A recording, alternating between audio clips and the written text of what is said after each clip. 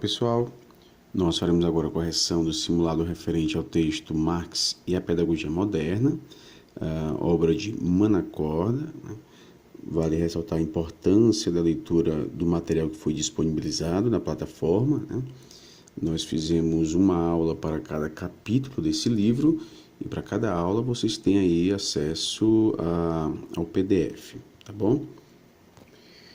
E já adiantando, né, a perspectiva encontrada aqui nessa obra de Marx e a Pedagogia Moderna, a perspectiva de se analisar os textos de Marx, né, a gente pode entender o marxismo como algo que vai se renovando, né?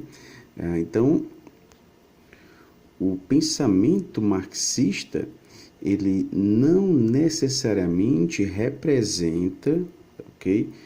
Fielmente o pensamento de Marx.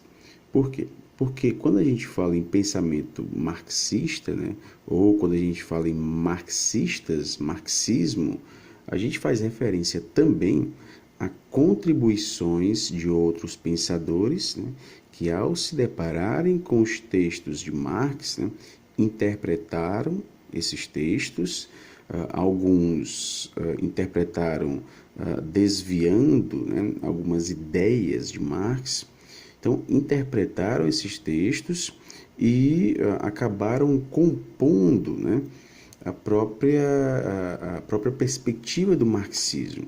Então, quando a gente fala em marxismo, não necessariamente a gente está fazendo referência aos textos originais de Marx, ok? Então, para evitar isso, Manacorda propõe uma análise, né, filológica, ou seja, ele vai diretamente nos textos de Marx para justamente evitar interpretações equivocadas sobre os textos de Marx. Obviamente, isso reflete uma dificuldade maior, é algo mais complexo, porque você vai ter de se deparar com textos em alemão, né? E se você se tem como objetivo analisar os textos, os manuscritos de Marx, isso traz outra complexidade maior, né? Porque Marx, por exemplo, tinha uma caligrafia horrível, né? Difícil de ser interpretada, muitas vezes era interpretada apenas pelo próprio Engels, né? Ou então pela sua esposa. Então, o estudo filológico é um estudo mais complexo, né? Mas é isso que ele propõe. Daí, pessoal, a utilização de uma outra nomenclatura, né? Marxiano. Então, quando a gente fala em uma perspectiva marxiana, a gente faz referência aos originais de Marx, né? Aos textos escritos por Marx. Quando a gente fala em perspectiva marxista, a gente pode sim estar fazendo referência aos textos de Marx, mas também a textos escritos por outros pensadores. Pensadores, por exemplo, do século XX, como Lenin, Lukács, Gramsci, né? Então, pessoal, quando a gente fala marxiano, a gente está fazendo referência aos textos originais, os textos escritos por Marx. E quando a gente faz uma referência a marxista, não necessariamente isso representa uma ideia que vem de Marx. Algumas ideias foram deturpadas, né? Foram desviadas, muita gente acabou vendo Marx como uma pessoa que propunha algo que ele nunca propôs, né? E isso é o resultado de interpretações equivocadas, muitas dessas interpretações realizadas de forma proposital, ok? Então, já adiantando que a perspectiva que Manacorda nos traz, né, é a da análise filológica, ele vai diretamente nos textos de Marx. Pois bem, primeira questão. O capital só começa a dominar a produção social no momento em que os trabalhadores encontram-se despossuídos das condições naturais e inorgânicas de produção de sua existência. Essa separação artificial entre o homem e a natureza, o seu corpo inorgânico, faz com que o produtor seja reduzido a uma existência meramente subjetiva. Na medida em que não dispõe das condições objetivas de produção, o trabalhador só pode produzir alienando a sua capacidade de trabalho aos possuidores de tais condições. Ou seja, ele aliena, né? Ele dá a sua capacidade de trabalho para o outro, né? E esse outro é justamente aquelas pessoas que possuem, né, os objetos de produção, ok? Então ele aliena a sua força de trabalho. A partir dessa separação, instaura-se uma estrutura de mando vertical, com a sua respectiva divisão social do trabalho, onde as funções de produção e de controle encontram-se radicalmente separadas, né? E essa separação que ocorre no mundo do trabalho, né? Uns produzem, outros controlam, ela acaba também se refletindo na própria sociedade, né? Então, nesse sentido, Manacorda afirma que, na opção A, a alienação dos produtores das condições objetivas de toda a produção e a respectiva subordinação real do trabalho àqueles que detêm o controle das referidas condições constituem o fundamento do sistema de metabolismo social do capital. Essa opção está verdadeira, né? Exatamente isso. Os produtores das condições objetivas de toda a produção são alienados, né? E, consequentemente, acabam se subordinando àqueles que detêm o controle das referidas condições, né? Então, quem detém o controle dessas condições subordina os produtores, né? Quem de fato produz, né? E por que eles são vistos como alienados, né? Porque eles vão perdendo essa característica humana, né, de produzir para si próprio, né? Então, a produção deste trabalhador não é mais dele, né? A partir do momento que ele produz algo, esse objeto que é resultado da sua produção, esse objeto se independentiza dele, né? A gente pode dizer que esse objeto se afasta desse trabalhador, é algo alheio a esse trabalhador, não pertence a ele, ok? Então, nesse objeto está inserido o trabalho deste trabalhador. Só que esse trabalho desse trabalhador não pertence a ele. Então, é um trabalho alienado. É um trabalho que pertence a outro, é um trabalho alheio, ok? Então, de fato, a alienação desses produtores, né, acaba se refletindo nessa subordinação, né? O trabalho, aqueles que trabalham estão subordinados àqueles que detêm o controle das referidas condições. E isso, de fato, pessoal, faz parte do metabolismo social do capital, né? É algo que é essencial para a existência do capital, né? A alienação dos produtores. Opção B.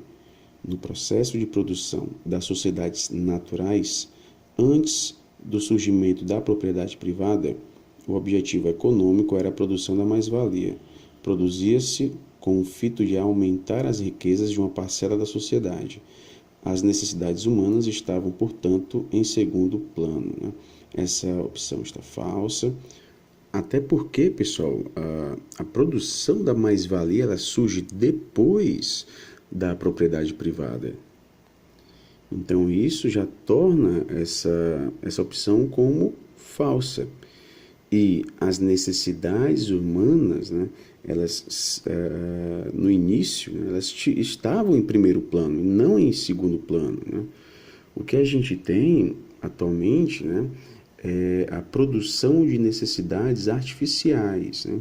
Então, é do interesse do capital que surjam essas necessidades que não são humanas, são necessidades artificiais, não são essenciais ao ser humano, e por meio desse discurso de que é preciso o homem adquirir tal produto, né, isso faz com que o capital ele se fortaleça, né, haja um consumo maior, e vale lembrar, né, na perspectiva de Marx, quanto mais o trabalhador produz riquezas, mais pobre, né, mais explorado ele vai ser, ok? Mais ele vai estar fortalecendo o capital e mais o capital vai estar impondo, né, a sua própria ideologia, né?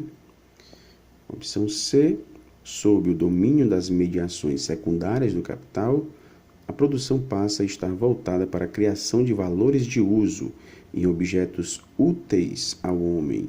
Está falsa, né, pessoal, essa opção, porque sob o domínio das mediações do capital, né, a produção ela passa a estar voltada não para esses objetos que são úteis aos homens, mas sim objetos de luxo, por exemplo, né, que não são necessários para a própria existência do homem.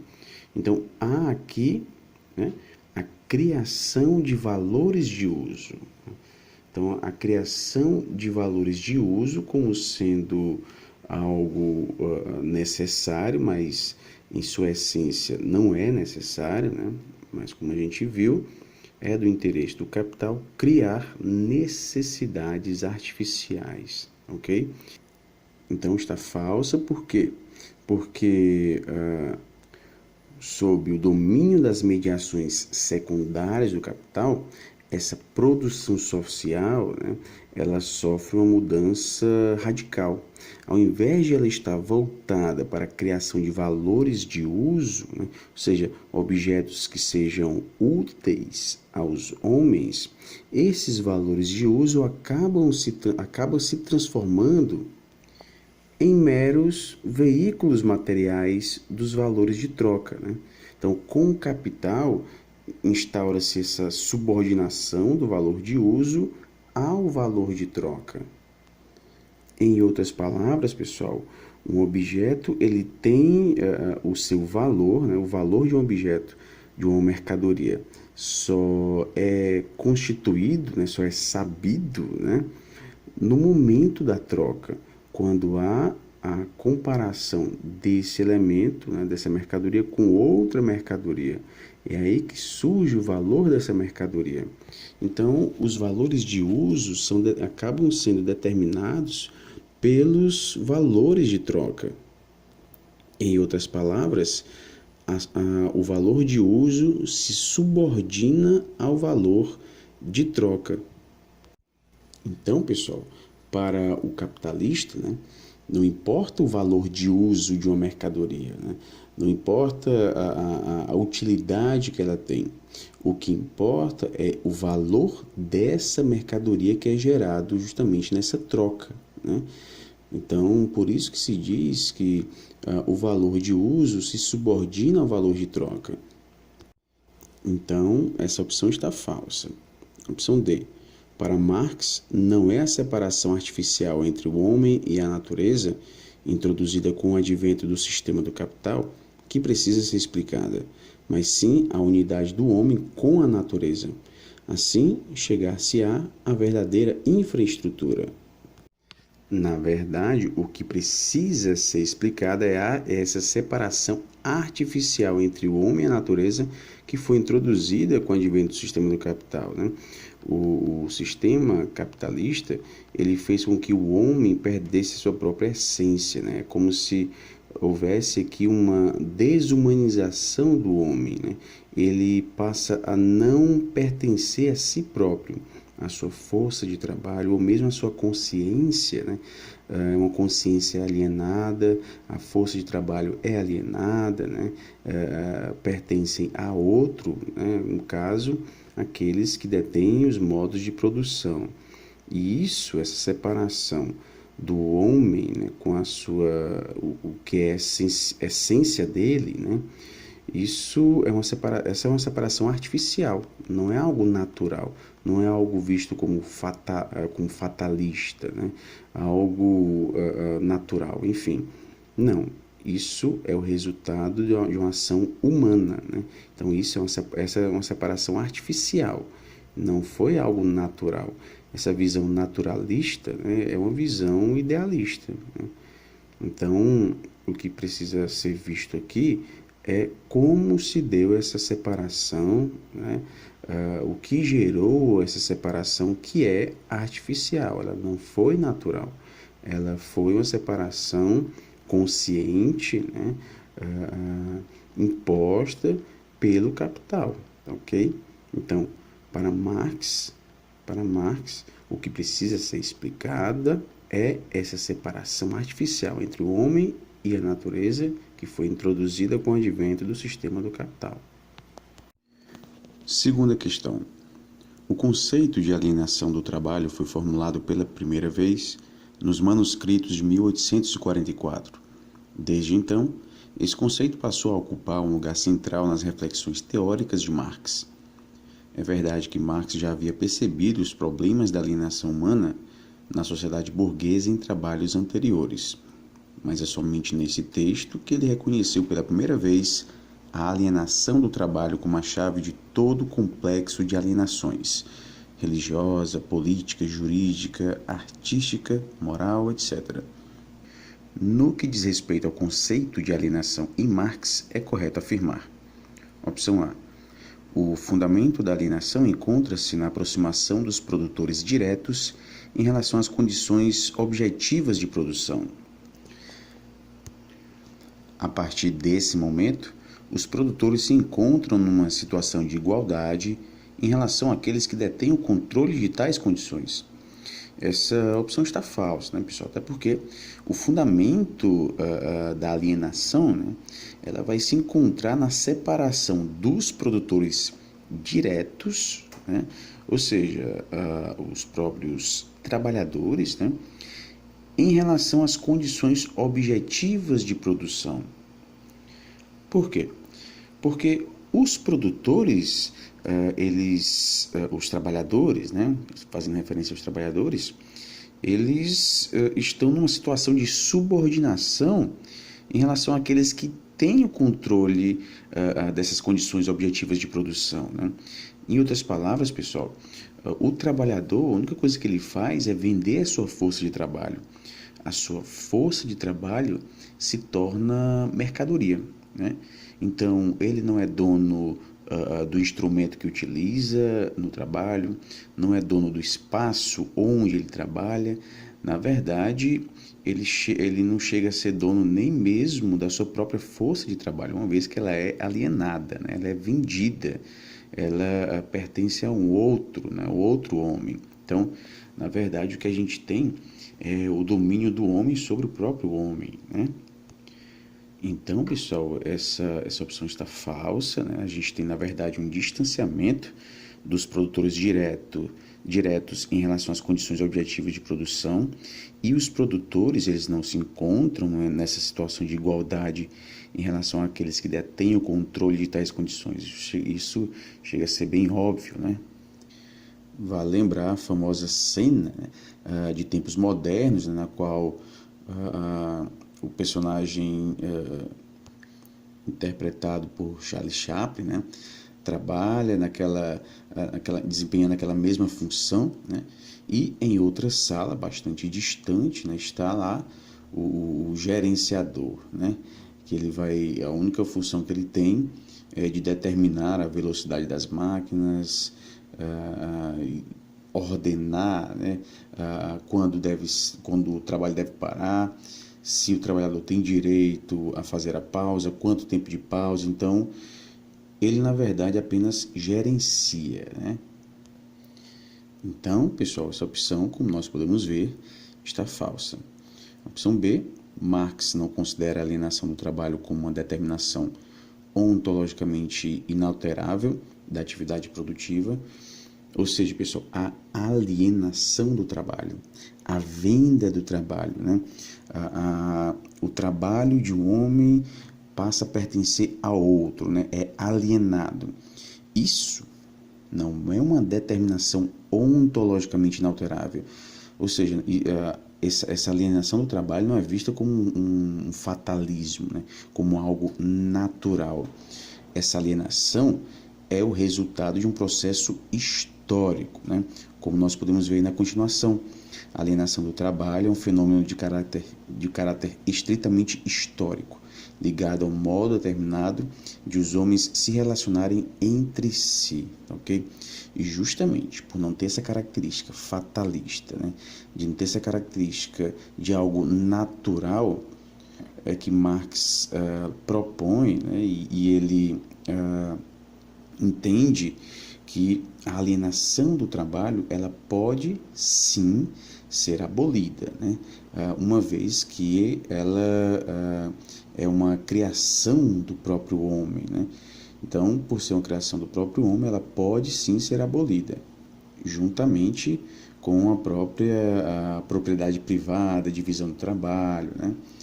Então, essa opção, de fato, ela está verdadeira, né? Ele não considera essa alienação do trabalho como algo inalterável da atividade humana, né? Não é uma determinação ontológica, ou seja, não faz parte da essência do homem, é uma criação do próprio homem, ok?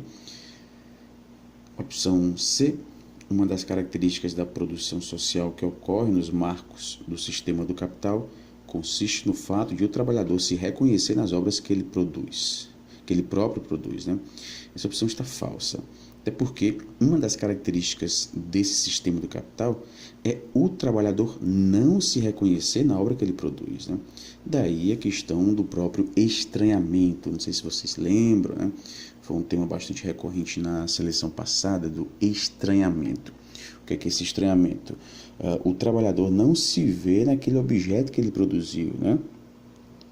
A partir do momento que ele produz um objeto, ou seja, o trabalho enquanto um objeto, né, mercadoria, isso se independentiza do próprio trabalhador, né, daquele que produziu essa mercadoria.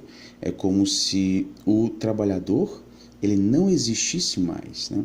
A mercadoria ela é algo alheia a esse trabalhador, não pertence a ele, mas nessa mercadoria, né, há a objetivação do trabalho, né? Ou seja, há a produção de uma ação, né, que o trabalhador teve de desempenhar para produzir aquela mercadoria, né?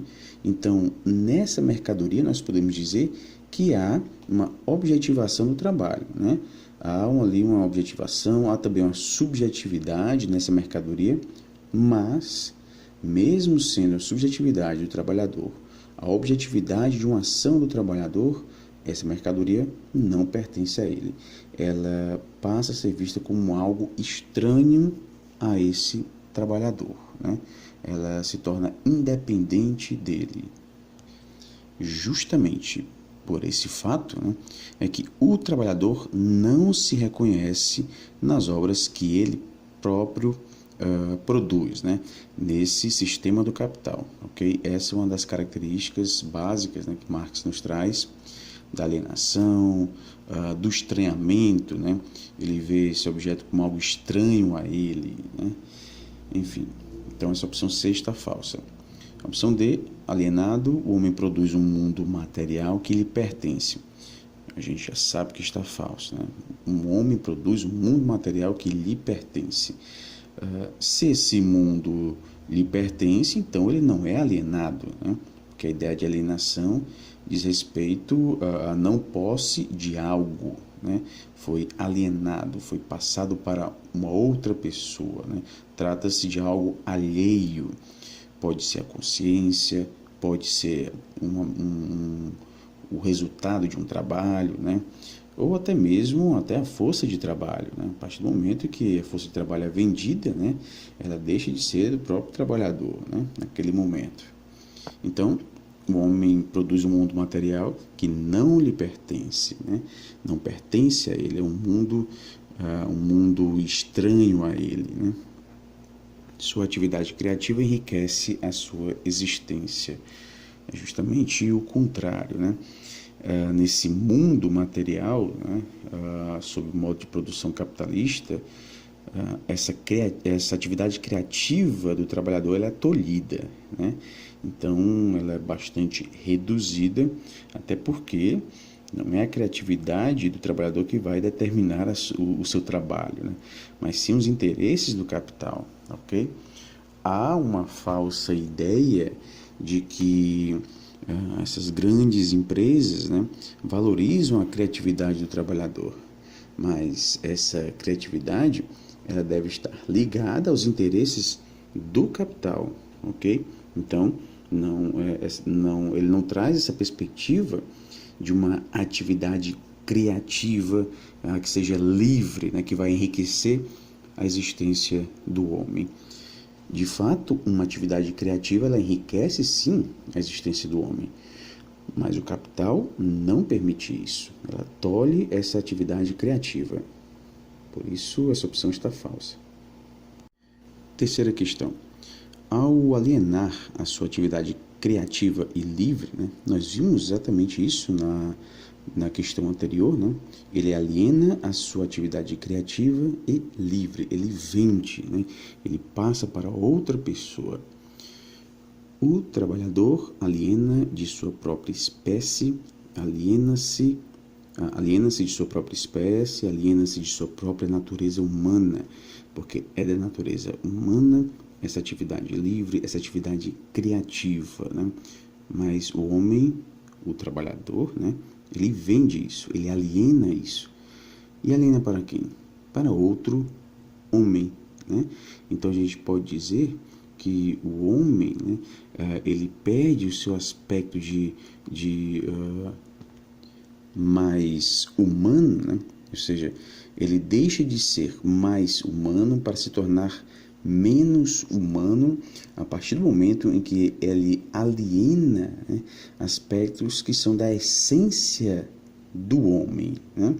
Então, ao alienar aspectos, características que são da essência do próprio homem, esse homem, que é o trabalhador, né, começa a viver uma fase, né, uma fase que pode ser eterna, né, de desumanização.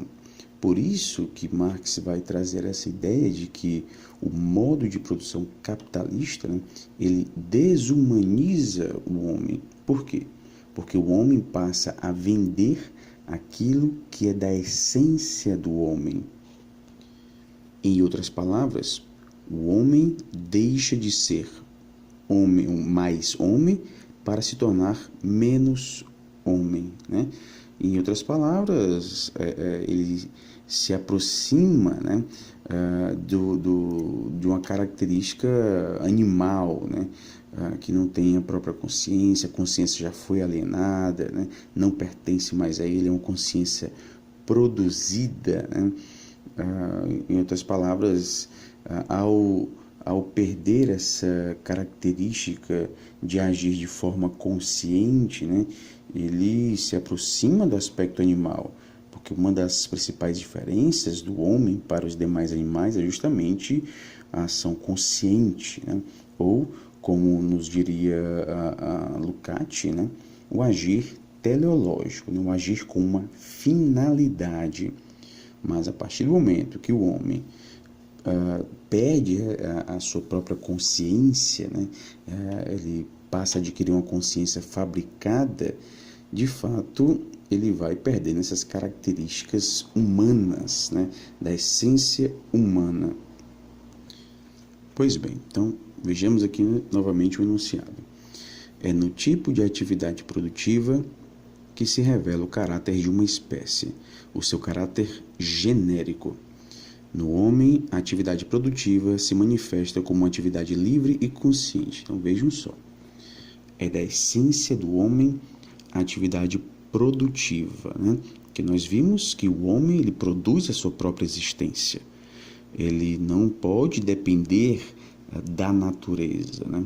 Ele não pode simplesmente, como diria a música já bastante conhecida, né, deixar a vida levar, né? Ele tem de produzir a sua existência. Então, a atividade produtiva é algo inerente ao homem, né? E ela se manifesta como uma atividade livre e consciente. Agora, quando não há essa atividade livre e consciente, esse homem vai se desumanizando, como nós já estamos falando já há um bom tempo, né? Por isso que nós temos a seguinte continuação. No entanto, sob o regime de alienação, né, o regime de a passagem de uma consciência para outra pessoa, né, de despossuimento, digamos assim, né? O homem deixa de ter a posse da própria consciência e a sua consciência passa a pertencer a outra pessoa, né? Então, nesse regime de alienação, a atividade genérica do homem torna-se um simples meio de vida, um meio de conservação de sua existência física. Sua vida genérica transforma-se num simples meio de vida individual, né? De fato, em modo de produção capitalista, né, o homem, isso é uma das características que Marx identificou muito bem em sua época. O homem não era pago pelo valor da mercadoria, né? Nem pelo valor de troca, nem pelo valor de uso, né? Que há uma diferença entre os dois. Ele era pago pelo uso da sua força de trabalho, né? E esse valor fazia referência à manutenção dessa força de trabalho, ou seja, seria o suficiente, né? O limite, né?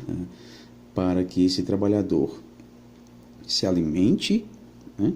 E tenha forças para que no próximo dia, né? No dia seguinte, continue a sua atividade, né? Continue a vender a sua força de trabalho. Então, o salário nessa perspectiva era pago apenas para, digamos, restabelecer as forças desse trabalhador. E como nós já sabemos, né, nem sempre isso acontecia, né? Temos aí Engels, grande amigo de Marx, que soube como ninguém ver e analisar, né, a situação do trabalhador nessa era industrial. E vale lembrar também que Engels foi um dos primeiros a utilizar a expressão revolução industrial, ok? Pois bem, no que diz respeito às consequências da alienação, é incorreto afirmar. Opção A. Uma consequência imediata da alienação do homem em relação à sua vida genérica é a alienação do homem em relação ao homem. Está verdadeira essa opção, né? Ele se aliena, né? Ele se vende para um outro homem. No caso, o dono dos modos de produção, né? Enfim, o capitalista, né? Então, ele vende a sua força de trabalho, né? E isso acaba se refletindo também em um aspecto mais macro, né? Ele vende a sua força de trabalho, ele assimila uma consciência que é produzida, né, pelas elites, que é veiculado por meio da ideologia dominante, né? E essa consciência, obviamente, é uma consciência que pacifica, é uma consciência que leva uma mensagem, né, de que tudo é como é e não poderia ser de outra forma. Em outras palavras, traz esse aspecto fatalista, né? Não explica a realidade como um processo histórico, né? De luta de classes, por exemplo, né? Enfim, essa opção está verdadeira, né? Porque a alienação do homem em relação à sua vida genérica é a alienação do homem em relação ao homem, ok? Opção B, quando o homem se contrapõe a si mesmo, ele termina por entrar em oposição com outros homens. Também está verdadeira essa opção. Por quê? Até porque, pessoal, a consciência ela é produzida socialmente, né? E a partir do momento que o homem se contrapõe a si mesmo, ele também está se contrapondo a outros homens. É interessante que quando nós estudamos Hegel, por exemplo, né, ele aborda essa relação empregado e empregador como uma relação de dependência, né? O empregador poderia ser visto de duas formas. O empregador é alguém que depende da força de trabalho do operário, né, do trabalhador, e ao depender dessa força de trabalho, ele, digamos, estaria subordinado a este trabalhador. Ele seria visto, então, como um polo subordinado, né? E o trabalhador, nessa relação, se vê como alguém subordinante, né? Alguém que ocupa uma situação, um degrau mais elevado, né? Por estar vendo alguém que depende da sua força de trabalho. Mas também nós temos o outro lado, né? Que o trabalhador, ele depende do empregador, obviamente, né? Para ser remunerado pela força de trabalho, caso contrário, ele não terá os meios suficientes para a própria sobrevivência, né? E nesse caso, o empregador se vê num degrau, né, de superioridade, né? Então, como que em um processo, uma relação dialética, né, nós temos subordinado e subordinante, né, ao mesmo tempo, empregado e empregador, como alguém que depende do trabalho do outro, né? E, de fato, Hegel, como nós já vimos, foi muito importante para a sua época, influenciou Marx, né? Mas Marx vai dar um salto, né? Que vai, digamos, mudar a perspectiva em relação a essa dialética, né? Essa relação que não era vista pelo lado negativo em Hegel, Marx vai ver o lado negativo, né? Vai ver o lado negativo dessa relação, dessa dialética. Mas isso já é uma outra história, ok? Então, pessoal, essa opção A está verdadeira. Opção C. De uma maneira geral, dizer que o homem é estranho ao seu ser genérico, né? Seu ser genérico, o homem, né, de forma genérica, é dizer que os homens se tornaram estranhos uns aos outros e que cada um deles se tornou estranho à essência humana. É exatamente isso que nós já estamos falando, né? Dessa alienação, desse estranhamento. A partir do momento que ele é estranho ao seu ser genérico, ou seja, ao protótipo de homem, né? O homem enquanto animal livre, criativo, não alienado, né? Mas quando o homem se vê distante desse homem livre, né? Ele começa a se ver também estranho em relação aos outros homens, né? Então a gente tem aqui, é dizer que os homens se tornaram estranhos uns aos outros e que cada um deles se tornou estranho à essência humana, né? Porque essa essência humana ela vai se perdendo justamente por essa alienação, né? Por essa venda ou mesmo transferência, né? Para outro, né? Para outro homem, daquilo que é da própria essência humana, a produção para si, né? A produção criativa, a produção visando a própria reprodução, né? Vale lembrar que as pesquisas de Svan Meszaros, né, nos trouxeram importantes contribuições a respeito do marxismo, né? E ele nos traz que, diferentemente de todos os outros modos de produção, né, anteriores ao capitalismo, né, todos eles tinham como um dos objetivos a própria reprodução humana, né?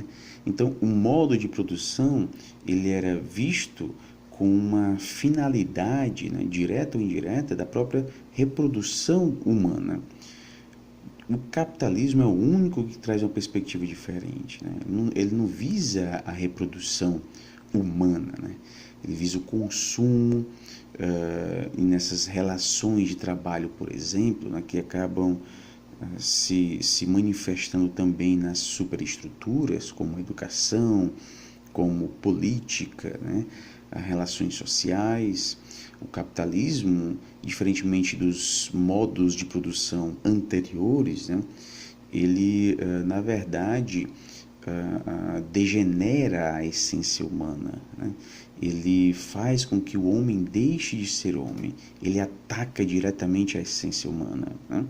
Ao propor alienação, ao trazer a própria ideologia, né, para fazer com que essas pessoas tenham uma visão deturpada da realidade, né? Enfim, quando se é marxista, né, você não vê com bons olhos o próprio capitalismo, né? O capitalismo, de fato, não tem como objetivo a reprodução humana, né? Mas sim o consumo. E consumo de mercadorias que não são essenciais ao homem, mas, por meio da ideologia, né, é criada uma visão, né, uma ideia de que esses produtos são, sim, necessários e essenciais ao homem. E o que acontece? Esses produtos acabam sendo consumidos, né? Então, é do interesse do capitalismo gerar produtos, mercadorias, né? E por meio de um discurso veiculado pela ideologia dominante, daí nós temos diversos instrumentos de veiculação desse discurso, como principalmente as mídias, né? É criada essa consciência, essa ideia de que o homem tem sim de consumir aqueles produtos, né? Pois bem, então essa opção C está certa. A opção D, alienação do trabalhador na esfera do consumo, pode ser resumida na seguinte frase: o trabalhador deve ter mais que o suficiente para viver, sem haver a preocupação em viver para ter, né? De fato, essa opção está falsa. Aqui tem sim a preocupação, né, em viver para ter, né? Na perspectiva do capitalismo, você é aquilo que tem, né? Então, o importante não é mais o ser, mas sim o ter. Portanto, pessoal, essa opção está falsa. Quarta questão. O sistema do capital tem uma característica singular. Nele, o homem é completamente alijado do controle dos processos de reprodução social. Quem ocupa essa posição é um pseudo-sujeito, o capital. É ele que controla toda a atividade dos indivíduos envolvidos nesse processo. Os trabalhadores são reduzidos a um mero fator material do processo de produção. Toda a sua atividade é inteiramente controlada e dirigida pelo capital, que o utiliza em proveito de seus desígnios alienados, acumuladores e expansionistas. Sobre esta alienação, é correto afirmar. Opção A. Apenas o produtor, aquele que vende a sua força de trabalho, é afetado pela alienação. Essa opção também está... na verdade, também não, né? Essa opção está falsa, porque produtor e também o dono do modo de produção, né, também é afetado pela alienação, ok? Então, isso Manacorda nos traz muito bem na obra, essa ideia de que a alienação não é algo exclusivo, né, do trabalhador. Ela permeia também a própria burguesia, né? Nós temos uma burguesia também alienada, uma burguesia que muitas vezes não consegue interpretar a realidade que a cerca, ok? Então, essa alienação não é algo exclusivo do trabalhador, tá bom? Opção B, o capitalista ou qualquer outro tipo de personificação do capital é também um ser alienado. Está correta essa opção, né? Então, o que nós acabamos de falar, né? O capitalista, ele também é um ser alienado, até pelo princípio da totalidade também, né? Ele não deixa de fazer parte desse universo da alienação. Agora, que visão deturpada ele tem da realidade, né? Ele vê que é normal o homem alienar, né, a sua consciência, a sua força de trabalho.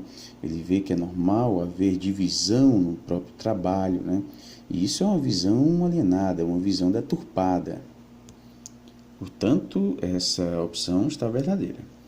A opção C, O capital, devido ao seu poder hegemônico, é um sistema que não necessita de personificações que realizem a mediação de seus imperativos alienados. Está falso, né?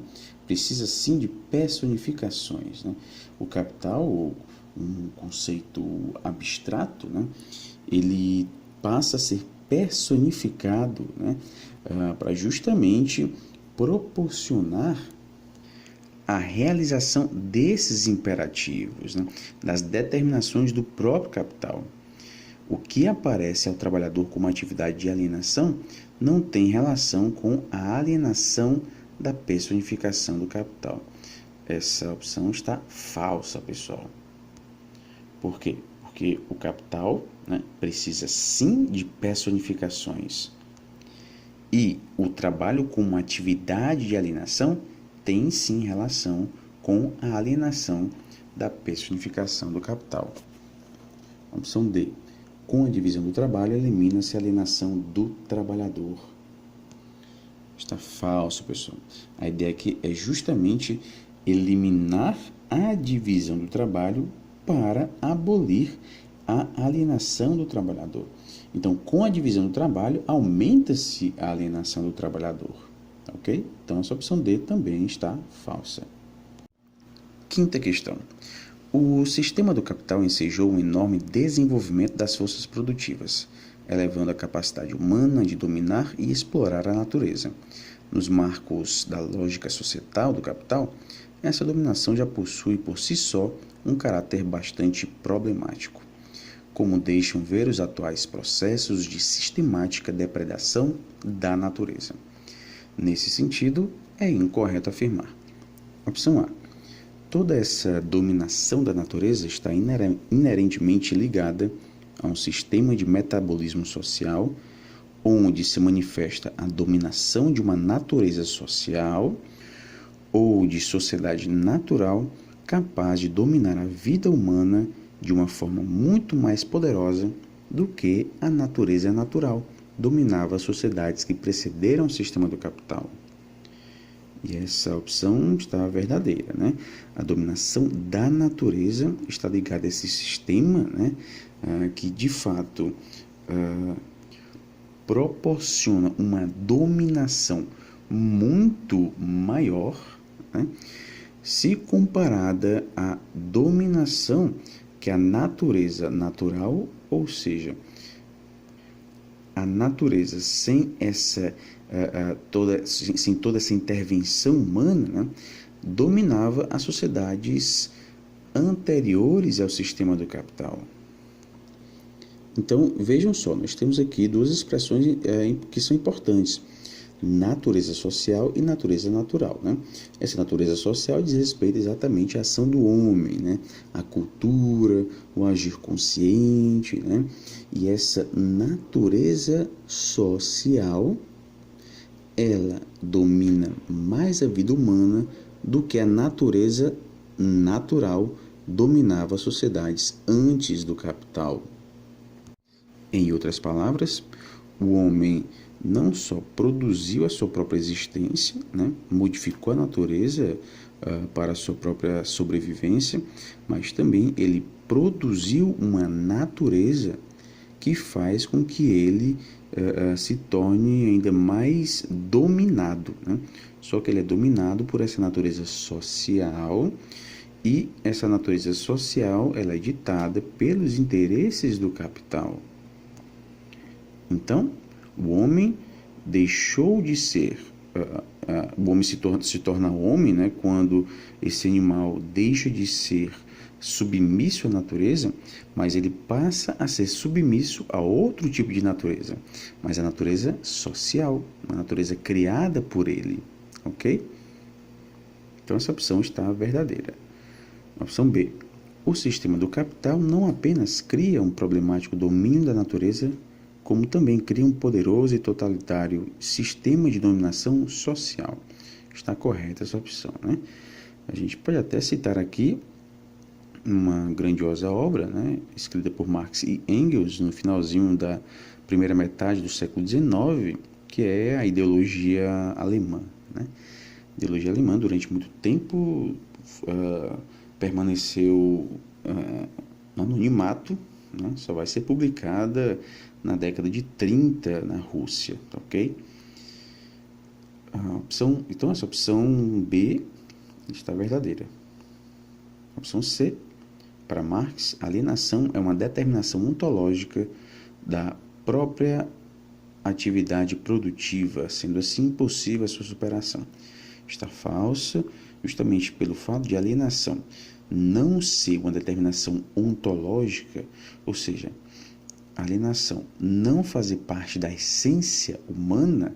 Muito pelo contrário, a alienação ela ataca a essência humana, ok? Então ela não é uma determinação ontológica, não é algo inerente ao homem. E justamente por não ser algo inerente, ele vai propor a sua superação, né? Por isso que ao dizer aí que é impossível a superação, não, Marx não diz isso de modo algum, né? Ele diz justamente que é possível sim superar a alienação. Opção D. A restituição do controle dos processos de reprodução social aos produtores diretos constitui uma condição essencial para a construção de uma lógica societal que esteja para além das determinações alienadas do totalitário sistema do capital. Essa opção está verdadeira. Ou seja, a restituição do controle, e aqui a gente tem um retorno a essa essência do homem, né? O homem produz, né? E ele tem controle desses processos de produção social, mas na lógica do capitalismo não, ele não tem esse controle, ok? Mas ao restituir esse controle dos processos de reprodução social aos produtores diretos, né, aos trabalhadores, isso constitui uma condição que é muito importante, né, para gerar ou mesmo proporcionar, né, um sistema que vai além dessas determinações alienadas do totalitário sistema do capital. Então seria algo superior, né? A ideia de passar o controle dos processos de produção aos produtores diretos, né? Isso superaria essa determinação alienada do totalitário sistema do capital, ok? Então essa opção de fato está verdadeira. Sexta questão. Em sua contribuição à crítica da economia política, em 1859, Marx define o trabalho como atividade útil para a apropriação das matérias naturais sob uma ou outra forma. Nesse sentido, pode-se afirmar que, opção A, o trabalho é definível ao mesmo tempo como a condição natural da existência do homem, né? Ou seja, é natural da existência do homem o trabalho, né? Faz parte da essência, da ontologia do homem, ficando de fora dessa definição as trocas orgânicas entre o homem e a natureza. Está falso, não fica de fora essas trocas entre o homem e a natureza. Obviamente ficam dentro dessa essência humana as trocas orgânicas entre homem e natureza. Opção B. Esse processo de apropriação dos objetos exteriores para a satisfação das necessidades do homem, ou seja, da produção dos valores de uso que contribuem para a manutenção e o crescimento da vida, em que consiste o trabalho vivo, constitui, segundo Marx, uma necessidade física da vida humana. Está verdadeira essa opção. Vejam aqui, pessoal, que o foco está justamente nos valores de uso, né? Na utilidade, e não no valor de troca, né? Enquanto isso vale, quando se foca nos valores de troca, aí nós temos uma perspectiva ligada ao capitalismo, né? Quanto isso vale. Agora, quando se foca no valor de uso, diz respeito à utilidade disso, né? A utilidade para o crescimento da vida, manutenção da vida, ok? Por isso que no capitalismo, né, o valor de uso, ele dá lugar ao valor de troca. O valor de uso, ele se transforma em valor de troca. Ele é veiculado pelo valor de troca. O foco aqui não é mais a utilidade de uma mercadoria, mas sim em quanto ela vale, ok? Opção C. Todas as possibilidades de vida plenamente humana estão ligadas ao problema do tempo de trabalho, que o capitalista tende a diminuir em benefício próprio. Na verdade, o capitalista tende a aumentar esse tempo de trabalho, né? Quanto mais tempo de trabalho, melhor para o capitalista. Menos tempo vai ter o trabalhador, né, para se dedicar a qualquer outra atividade além do trabalho, né, como atividade política ou atividade ligada à cultura, né? Então, quanto mais esse trabalhador estiver trabalhando, né, mais ele vai ter uma consciência alienada, né? Menos tempo ele vai ter para buscar essa libertação da própria alienação, né? Uma libertação que viria por meio do conhecimento científico, por exemplo, né? Então, é do interesse do capitalista aumentar, né? Aumentar esse tempo de trabalho. E vale lembrar que hoje, né, o tempo de trabalho não é apenas o tempo de efetivo trabalho. A partir do momento que nós acordamos, nos arrumamos, né, tomamos banho, pensamos no trabalho, pegamos uma locomoção para ir ao trabalho, todo esse tempo gasto entre a nossa casa até o trabalho, né, tudo isso, pessoal, faz parte de um tempo que não é remunerado, mas esse tempo ele é gasto, né, em função do trabalho. Então, na verdade, a nossa carga horária diária de trabalho é muito superior àquela determinada pela legislação, por exemplo, né? Por isso que quando esse trabalhador chega em casa, né, dificilmente ele vai se dedicar a isso. Obviamente depende da função que ele desempenha, né, do trabalho dele, mas dificilmente ele vai se dedicar aos estudos buscando uma consciência crítica, né? Por isso que nós temos programas que são veiculados à noite na grande mídia, na mídia pública, programas sem nenhum tipo de apelo a uma compreensão mais crítica, né? São programas bastante superficiais, né? Programas que o telespectador não precisa pensar muito para identificar o que está sendo dito, né? Então nós temos, na verdade, um conhecimento que é veiculado por essa mídia, né? Um conhecimento já mastigado, né? Conhecimento bastante superficial. Então, dificilmente esse trabalhador que gasta aí mais de 12 horas diárias, né,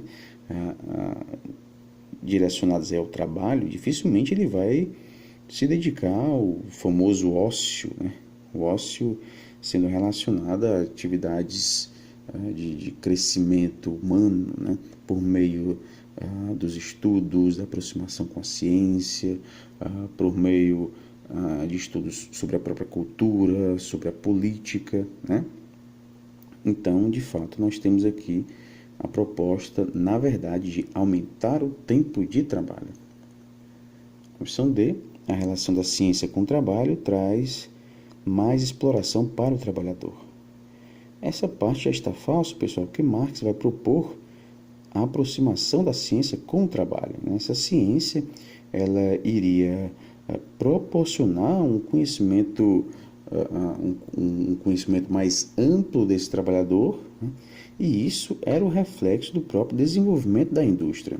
Então é interessante que Marx vai dizer que a própria indústria, né, ou o próprio capitalismo, dentro do próprio sistema já estariam ocorrendo contradições que fariam com que o sistema fosse superado futuramente. E dentre essas contradições estava a necessidade de um trabalhador cada vez mais politécnico, né? De um trabalhador que tivesse um conhecimento mais amplo. Isso, obviamente, iria se refletir em uma educação com essa proposta politécnica, né? E ao se aproximar dessa educação politécnica, que tinha como principais características, né, abordagem científica, né, uma abordagem bastante rigorosa da ciência, isso poderia fazer com que esse trabalhador, né, com que despertasse nesse trabalhador uma consciência crítica em relação ao seu papel no mundo.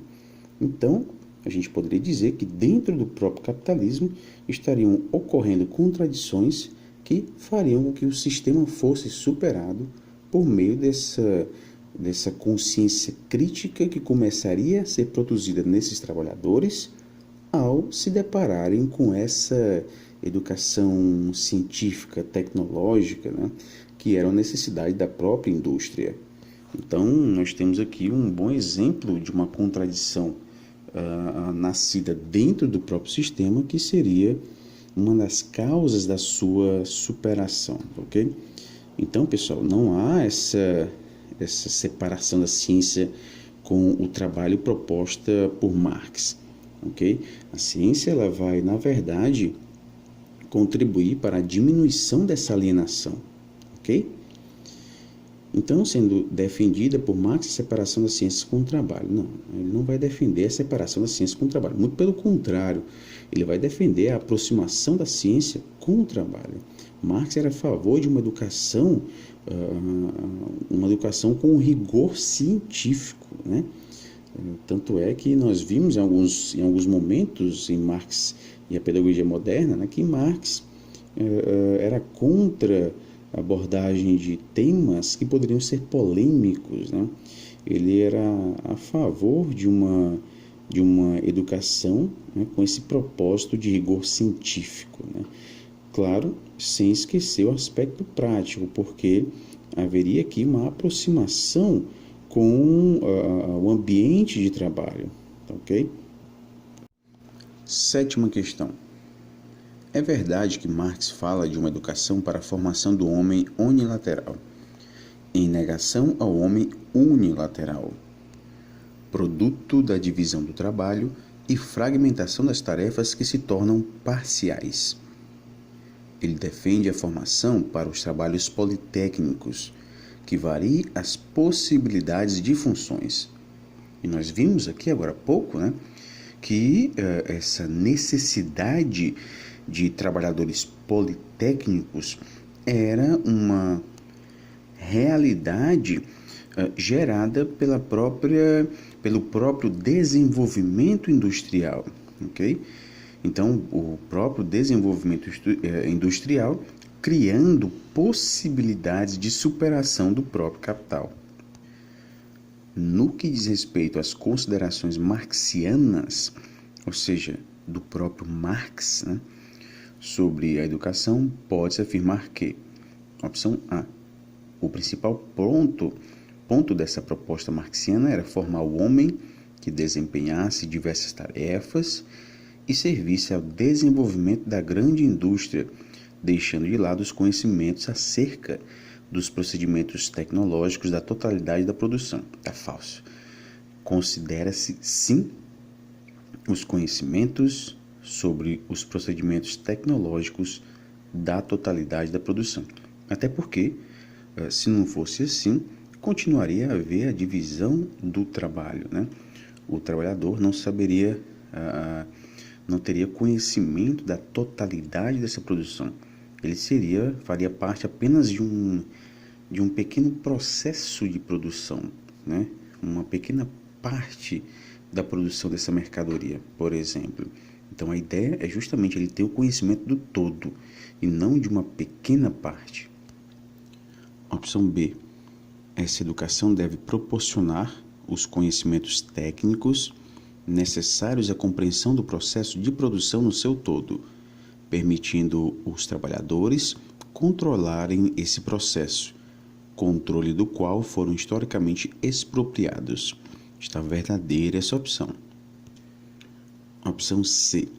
A complexidade da união da educação e do trabalho no capitalismo para Marx se relaciona à formação de trabalhadores no sentido do capital, condicionados a trabalhar como ele deseja. Essa opção está falsa, pessoal. Por quê? Porque a complexidade de unir educação e trabalho no capitalismo não se relaciona com essa formação de trabalhadores no sentido do capital. A complexidade está em trabalhar com a negatividade do que já existe. No caso, o trabalhador que é alienado dessa totalidade, né? Ele não tem conhecimento dessa totalidade. Então, ele é alienado da totalidade de sua própria atividade, né? E mais ainda, ele é expropriado do conhecimento, até porque muitas vezes ele desempenha uma atividade inconsciente, é mecânico, né?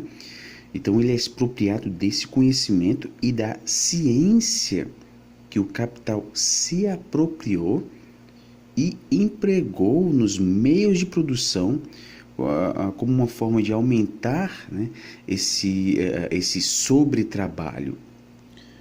E esse sobretrabalho, né, ele se reflete de que forma? Ele se reflete na diminuição do tempo de trabalho necessário para a subsistência do trabalhador. Então, aumentar o tempo de trabalho para valorizar o capital, né, é um dos reflexos do desenvolvimento tecnológico do modo de produção. Então, pessoal, a complexidade não está na união educação e trabalho. A complexidade está em se trabalhar com o aspecto negativo que já existe, que é a expropriação do conhecimento, né? O trabalhador é expropriado desse conhecimento, não tem conhecimento do que faz, não tem conhecimento científico, até porque esse conhecimento científico foi tomado pelo capital, né? Ele tem mais tempo de trabalho, consequentemente menos tempo para a sua subsistência, né? Então, isso, né, é o aspecto complexo. Portanto, essa opção C está falsa. Opção D, para a formação do homem unilateral, basta o acesso ao conhecimento tecnológico, deixando de lado a perspectiva da formação integral. Está falso, né? Não se deixe de lado a perspectiva da formação integral. Oitava questão. Marx é certamente um dos pensadores mais influentes da história da humanidade. Abordou em sua vasta obra os mais variados campos do conhecimento: filosofia, teoria política, economia, arte, psicologia, antropologia e educação. Entretanto, por concebê-los necessariamente articulados à totalidade da realidade objetiva que lhes proporcionou surgimento e existência, Marx não se ocupou de nenhuma formulação que versasse estritamente sobre nenhum desses campos. Por conseguinte, Marx não elaborou nenhum trabalho exclusivamente educacional, tampouco pedagógico, muito embora a educação e a pedagogia ocupem lugar de destacada importância em seu sistema teórico-filosófico. A formulação mais diretamente educacional, presente na obra marxiana, aponta para um sentido de análises concernentes à educação formal ou proposituras relativas à instrução escolar. No que diz respeito à relação entre trabalho e educação, em Marx, é incorreto afirmar. Opção A. O trabalho é, antes de tudo, um processo entre o homem e a natureza, processo este que o homem, por sua própria ação, medeia, regula e controla seu metabolismo com a natureza. Ele se defronta com a matéria natural como uma potência natural, fazendo parte de sua própria essência. É importante que haja uma aproximação entre trabalho e educação. Está correta essa opção. Opção B. Os elementos essenciais que caracterizam o trabalho também devem estar presentes na educação, já que a teleologia, né, teleo, né, se refere à finalidade, né, a causalidade, a objetivação e a generalização são momentos essenciais na caracterização dessa. Está verdadeira, né? Essa educação tem como característica essa teleologia, causalidade, né? Então, essa opção de fato está verdadeira. Opção C. Desse ponto de vista, a educação tem a função social de possibilitar a apropriação pelos homens das objetivações genéricas da humanidade. Além disso, no processo educativo, surgem novos conhecimentos e habilidades que poderão contribuir no aprimoramento do processo de autoconstrução humana. Também está verdadeira esta opção. Opção D. A natureza essencial da educação vai sendo fortalecida ao longo da história da humanidade, promovendo o desenvolvimento das potencialidades humano-genéricas. Essa opção está falsa, porque a natureza essencial da educação, na verdade, ela vai estar se degenerando ao longo da humanidade, ao longo da história da humanidade, né? E fazendo com que essas potencialidades humano-genéricas, né, sejam enfraquecidas, né? Então, pessoal, de fato aí essa opção D está falsa, né? O que se verifica ao longo da história é o esfacelamento dessas potencialidades humano-genéricas. Nona questão. Contrariamente à filosofia alemã, que desce do céu para a terra, aqui parte-se da terra para atingir o céu. Isto significa que não se parte daquilo que os homens dizem, imaginam e pensam, nem daquilo que são nas palavras, no pensamento, na imaginação e na representação de outrem, para chegar aos homens em carne e osso.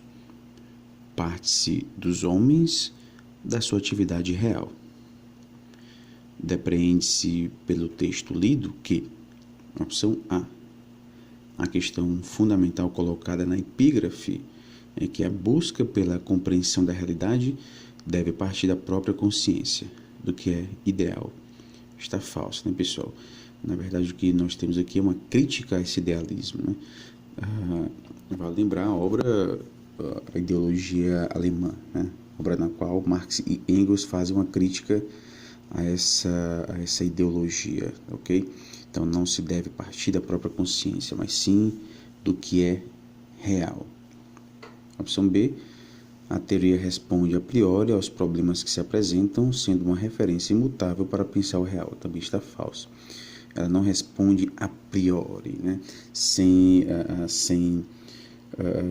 a utilização de qualquer outro recurso, né? Ela por si só ela já responde, a teoria já responde. Não. Há uma referência, sim, ao aspecto, o aspecto real, né? E essa referência é mutável, né? Ela muda, ok? Muda para pensar o real. Opção C, fundado na produção e consumo de mercadorias, o modo de produção capitalista tem como pressuposto a divisão dos meios de produção. Também essa opção é a opção correta, né? De fato, o modo de produção capitalista se ancora, né, nessa divisão dos meios de produção, ok? A opção D, Marx valoriza o pensamento hegeliano.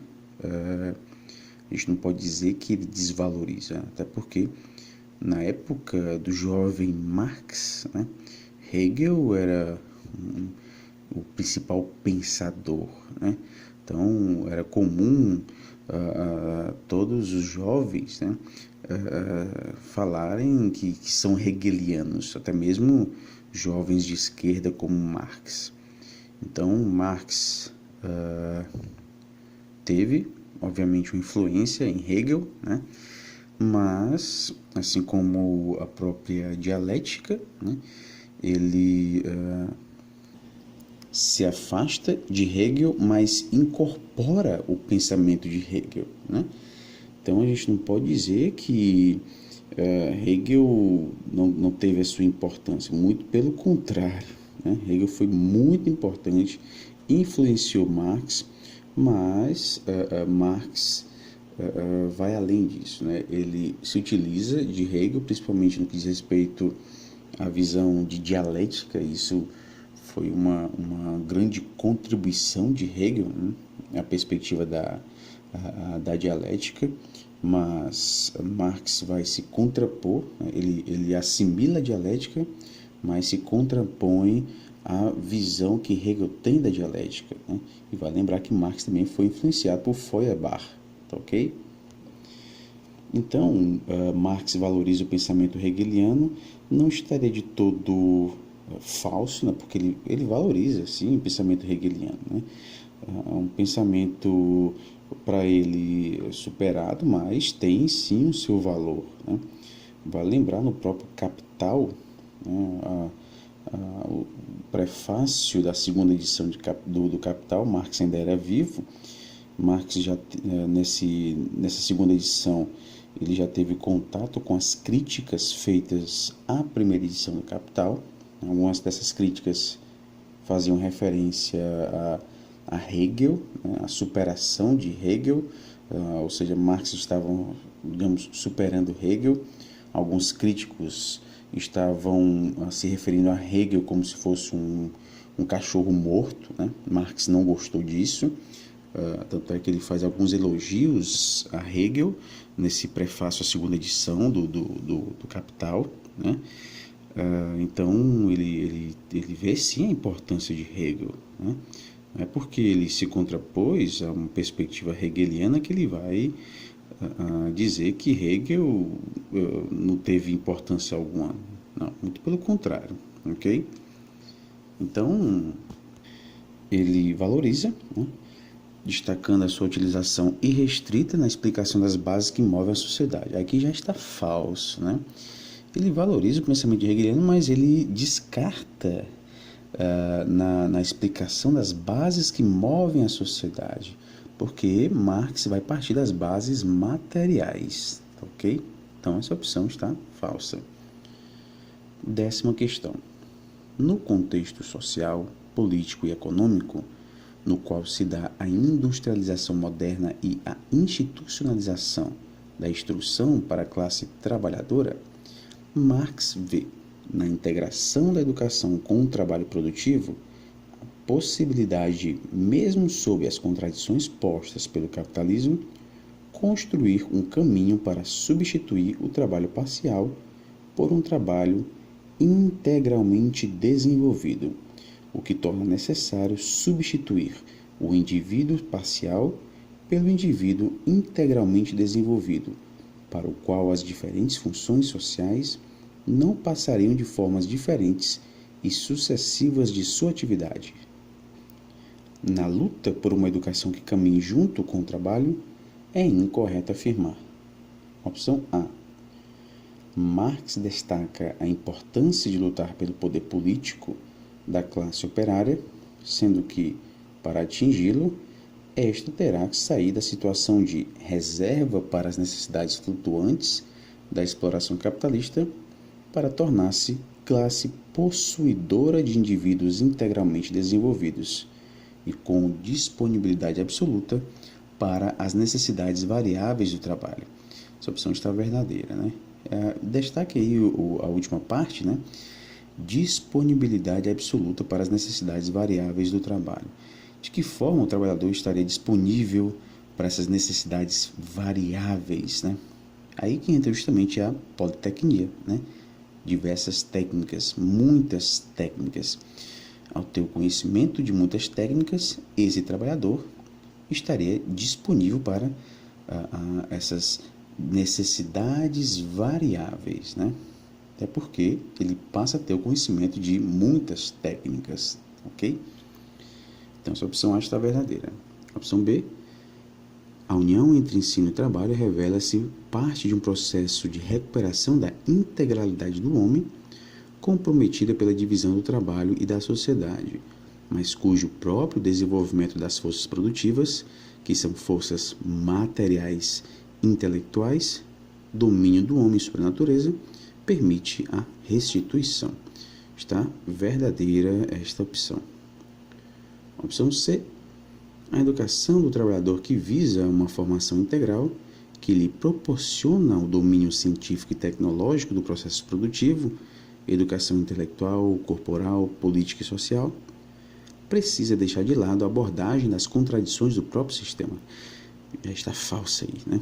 Até porque as contradições elas devem estar presentes, sim, na educação do trabalhador, buscando assim conteúdos que reflitam a intelectualidade da classe dominante. Né? Está falso, ok? Então, qualquer perspectiva que traga essa ideia de deixar de lado as contradições do sistema na educação, né, já é falso. A educação deve sim abordar essas contradições. A opção D. A escola não pode deixar de se configurar, a não ser como um processo educativo em que coincidem a ciência e o trabalho. Uma ciência não meramente especulativa, ou seja, a questão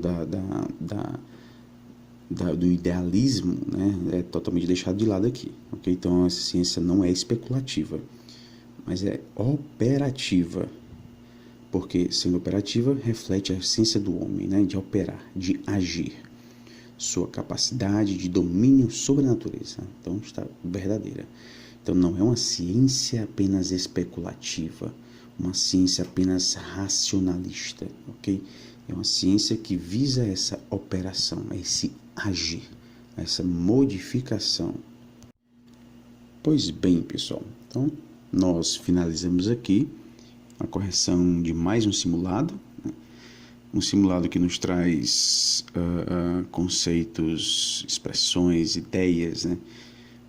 Muito presentes em outros textos também, né? O simulado é um bom recurso para a gente revisar muitos temas abordados nos textos, né?